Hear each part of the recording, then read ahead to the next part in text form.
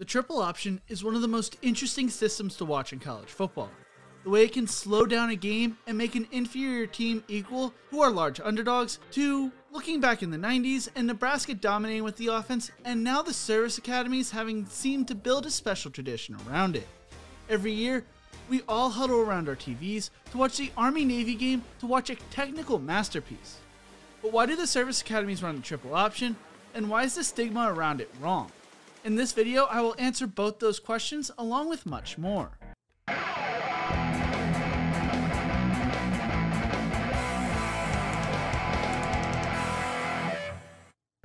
The triple option has been a part of the service academy's DNA for decades. Air Force, Army, and Navy all run the system of offense because it helps level the playing field. The triple option is extremely hard to defend, especially when you only have a week to prepare for it, and it can lead to upsets in the long run. At its core, the system runs well with a quarterback who has plenty of moxie, quick decision making too, and a fullback with the nose for getting through a tiny crease. While the quarterback is obviously a key to the success for the offense, the fullback actually plays a bigger role. The fullback dive keeps defenses honest. The third option is always to give the ball to the tailback. Army head coach Jeff Monken told USA Today, "We run. That's what we do. We don't have to pass." Former Navy slotback Daryl Bonner told reporters, "You definitely have to study it, like you do in class. When I got here, I thought I knew what I was doing out there. No, I didn't. There's so much to it. Not only do we have to run it, but we have to run it perfectly. It is a great equalizer." Before taking over at Army, Monken honed his strategy while coaching at Georgia Southern. His signature win while there came in 2013, his final season before leaving for West Point against SEC power Florida at the Swamp. Monken called 3 pass plays the whole game, with the last one nearly being intercepted. That was it. Georgia Southern won without completing a pass, and he hasn't forgotten. Monken keeps a football from that game as a constant reminder. For the academies, it is hard to draw in huge pass-blocking offensive linemen due to their military requirements in which they must pass a physical fitness test each semester. In addition, a body fat measurement must be met for graduation. Former Air Force head coach Fisher Dewberry told USA Today, "The triple option gives you an advantage in the fact that we could control the clock. Anytime we can run twice as many plays against our opponent, we enhance our chances of winning the game immeasurably." So what happens when the academies try to abandon the system? Under Todd Berry, Army attempted to run a more pro-style offense from 2000 to 2003, and it failed miserably. Army went 5-35 under Berry. So the team returned to the triple option, which has gone by a variety of names over the years. Other variations include the flex bone or the wishbone. Air Force calls its particular scheme the zone running game. These days, the read option remains exceedingly popular. Hey you! Yeah, you! Do you think the triple option offense is exciting to watch? Let me know in the comment section below. If you're enjoying this video, make sure to leave a like, a comment, and subscribe to the channel. I would really appreciate it because it really helps the video in the algorithm. Nowadays, the triple option does not get the respect it probably deserves. Dewberry told USA Today, "People are throwing the ball because they think it's what the fans want to see. Running the triple option, it's boring." But I never looked at it from that standpoint. I used to ask people, do they give more points in football today when you score from a passing play than when you score from a running play? No, a 60-yard run is just as good as a 60-yard pass. When Monken watches offenses like Alabama, Penn State, and Coastal Carolina, he sees a lot of the same things he coaches. Although it is not the triple option under center specifically, it is a lot of the same concepts. Over the past few years, there's been a rise in the run-pass option, especially at blue blood programs. While some may call it a new offense, it's the same concepts as the triple option that is run at the academies.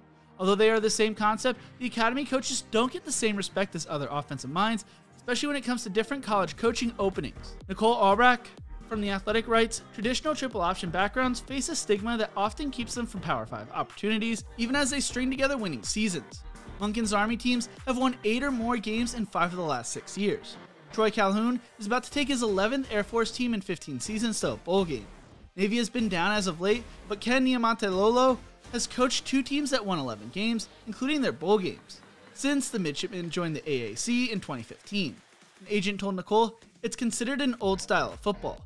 I was talking to someone recently at a Power 5 school, and that's how they described it. He said there was some push to maybe consider somebody who runs it, and he was like, we don't want to go back in time." When hiring a coach, athletic directors want to build fan excitement so they could sell tickets focused around an innovative offense. They want the high-flying offenses, and the stigma linked to the triple option offense is hard to overcome for these coaches. The agent told Nicole, "Look at Georgia Tech. Now 3 years out from Paul Johnson, they lost their last 2 games by a combined score of 100-0. Was it the right move for them to go away from it? It's not really paying off right now." Nicole writes, RPOs force defenses to track multiple potential ball carriers and receivers on any one play, with the core goal of getting the ball to your best athlete in space. The quarterback must take the correct split-second decision based on what the defense shows him. The best move is hand off, pitch it, throw it, or keep it. To Monken and his Service Academy counterparts, a lot of what is in vogue now reminds them of their triple option offenses. The blocking may be a bit different. Service Academy option football may be significantly more run-based, but there are elements of what they like to do in the modern football offenses, with programs all over using motion, space, and athletic quarterbacks to put defenders in conflict. Monken told The Athletic, "No one wants that label. I'm sure none of them want to say, oh yeah, I'm an option guy. It's sexier to say, I'm an RPO guy, but I don't really know that we're really all that different." He goes on to say, "There's a perception that is not exciting, which I don't understand. I think winning is exciting. Whatever needs to be done to win the game is, to me, the most important thing. We've won a lot of football games here in the last 5 or 6 years. I don't know if we would have had the same type of success we've had if we were doing something different. I don't think anybody was bored at Oklahoma when Barry Switzer was running the option there. I don't think anybody was bored when Tom Osborne was winning at Nebraska running the option, and they were not just beating people, they were absolutely destroying people. Why? Because they had the best players you could get, and they were running an offense that people weren't accustomed to defending. When it comes to these coaches being up for job openings, there's one perfect case of the misinterpretation of these triple option coaches. When Niumatalolo was in the mix for the Arizona job back in 2018, star quarterback Khalil Tate tweeted, "I didn't come to Arizona to run the triple option." Tate had said he believed he influenced the coaching search with that one message. The job ultimately went to Kevin Sumlin, who was fired last year after going 9-20 in 3 seasons. Niumatalolo told The Athletic, "The stigma hovers over the Service Academy coaches, but if you went to other places, you'd do different things. That's not to say you'd totally go away from what you do. You'd have option principles and do stuff out of the gun, but you can do other RPO stuff. I don't think people recognize the variety of stuff that you could do." Troy Calhoun, Air Force's head coach, explained, "You have to do whatever gives your current squad the best chance to be the most competitive. When I was at Wake Forest as an offensive coordinator in 2001 and 2002, we had the #1 offense in the ACC, the fewest turnovers, the most first downs in the league, and yet we didn't run a single snap of anything that had to do with the triple option. Once you are known as a triple option coach, it's a branding that will stick with you the rest of your career." The crazy thing is, some believe the bottom feeders of the Power 5 should consider switching over to the triple option attack to make up for the talent gap. Jamie Chadwell's unique option attack boosted Coastal Carolina to an 11-1 season last year, including a win over 11-1 BYU, and the Chanticleers followed up with another 11-win season this year. Monken told The Athletic, "A lot of the places that maybe ought to think about running it can't get the top quarterbacks in the country anyways.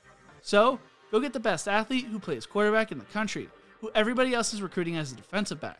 That's what the RBO game has done. It allows people to find really good football players, guys who are really athletic, and put them at quarterback, a place where they could go to handle the ball every snap. The thing is, an athletic director would probably never take a risk because if it doesn't work out, you could set your program back. I mean, look at Georgia Tech right now." But what do you think about the triple option? Do you think it's the right offense for a lot of these teams to switch over? Let me know in the comment section below. Thank you so much for watching. If you enjoyed this video, make sure to check out my other videos right here. Don't forget to leave a like, share, and subscribe to the channel, and as always, remember to embrace the grind.